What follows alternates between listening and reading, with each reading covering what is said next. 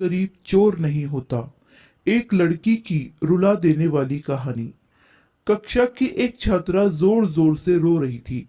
शिक्षिका उसके पास पहुंची और बड़ी विनम्रता से पूछा, क्या बात है बेटी, क्यों रो रही हो? उसने रोते हुए उत्तर दिया, मेरे फीस के पैसे चोरी हो गए हैं। बैग में ही रखे थे, किसी ने निकाल लिए हैं। शिक्षिका ने एक लड़की को इशारा करते हुए कहा कि कमरे का दरवाजा बंद कर दो और सबकी तलाशी होगी। टीचर ने सामने की 3 लाइन की छात्राओं की खुद तलाशी ली और फिर उन्हें पूरी क्लास की छात्राओं की जेब और बैग की तलाशी लेने के लिए कहा। कुछ देर बाद दो लड़कियां तलाशी लेते हुए निशा नामक लड़की के पास पहुंचे, लेकिन निशा उन्हें अपने बैग की तलाशी लेने से रोक रही थी। तो उन लड़कियों ने शिक्षिका को बता दिया। शिक्षिका तुरंत वहां आ गई और निशा ने शिक्षिका को भी अपने बैग की तलाशी लेने नहीं दी। शिक्षिका को निशा पर बहुत गुस्सा आया और उन्होंने कहा, हो ना हो जरूर इसी ने पैसे चुराए होंगे, इसीलिए अपने बैग की तलाशी लेने नहीं दे रही है।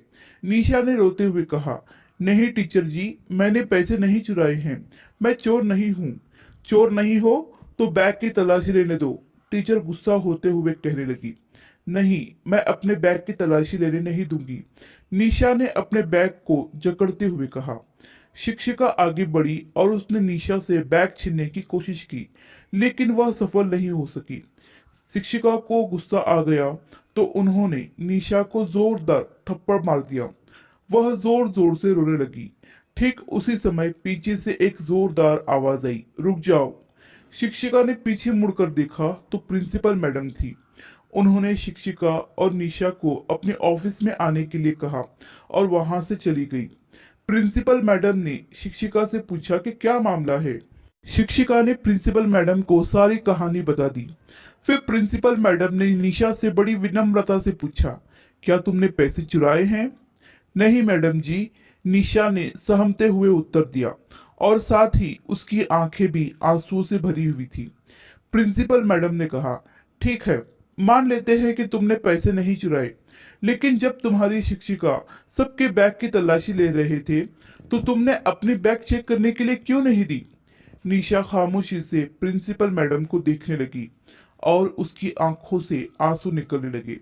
प्रिंसिपल मैडम समझ गई थी कि जरूर कोई बात है, इसीलिए निशा ने अपने बैग चेक करने के लिए नहीं दी। शिक्षिका ने कुछ और कहना चाहा, लेकिन प्रिंसिपल मैडम ने उन्हें रोक लिया और क्लास में लौट जाने के लिए कहा। जब शिक्षिका चली गई तो प्रिंसिपल मैडम ने बड़े प्यार से निशा को अपने सामने वाली सीट पर बिठाकर उसके सर पर प्यार से अपना हाथ फेरा, तो निशा ने भी झट से अपना बैग उनके हवाले कर दिया। प्रिंसिपल मैडम ने उत्सुकता, जिज्ञासा और धड़कते दिल के साथ निशा का बैग खोला, मगर यह क्या, किताबों और कॉपियों के साथ एक काले रंग का थैला भी बैग से निकलकर बाहर आ गया। निशा को ऐसे लगा कि जैसे उसका दिल सीने से बाहर निकल आया हो। उसकी हिचकियां बंद गई। प्रिंसिपल मैडम ने वह काले रंग का थैला खोला तो वह देखकर आश्चर्यचकित हो गई कि उसमें आधे खाए हुए बर्गर, समोसे, पिज्जा के टुकड़े, नान, कबाब और दही की चटनी थी। सारा मामला प्रिंसिपल मैडम की समझ में आ गया। वो यह सब देखकर कांपते हुई उठी और निशा को गले से लगा लिया और खुद भी रोने लगी। निशा ने प्रिंसिपल मैडम को बताया कि वो घर में सबसे बड़ी है। उसके बाद उसके दो छोटी बहनें हैं। उसके पिताजी चपरासी की नौकरी करते थे और कुछ महीने पहले ही उन्हें लकवा मार गया। तब से वह बिस्तर पर है। घर में कोई और कमाने वाला नहीं है। थोड़ी बहुत पेंशन आ जाती है जिससे गुजारा नहीं हो सकता। एक दिन तो रात को खाने को कुछ नहीं मिला और ना ही नाश्ते में कुछ था। कॉलेज आने लगी तो भूख से चलना मुश्किल हो गया था।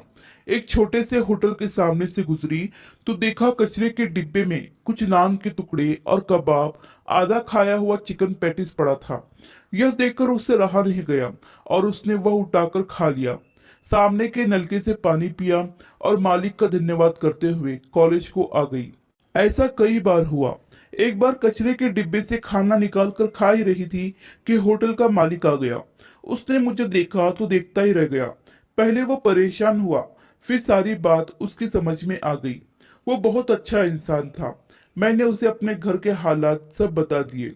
उसे हम पर तरस आ गया तो कभी कभी हमारे घर पर खाना भेज देता, और कभी कभी ग्राहकों का बचा हुआ खाना ऐसे थैले में रखकर एक जगह पर रख देता, जिसे मैं कॉलेज आते हुए अपने साथ ले आती और घर जाकर अपनी छोटी बहनों और माता पिता के साथ मिल बांट कर खाती। हमारे माता पिता जब हमें ऐसे लोगों का बचा हुआ खाना खाते देखते तो उनकी आंखों में आंसू आ जाते।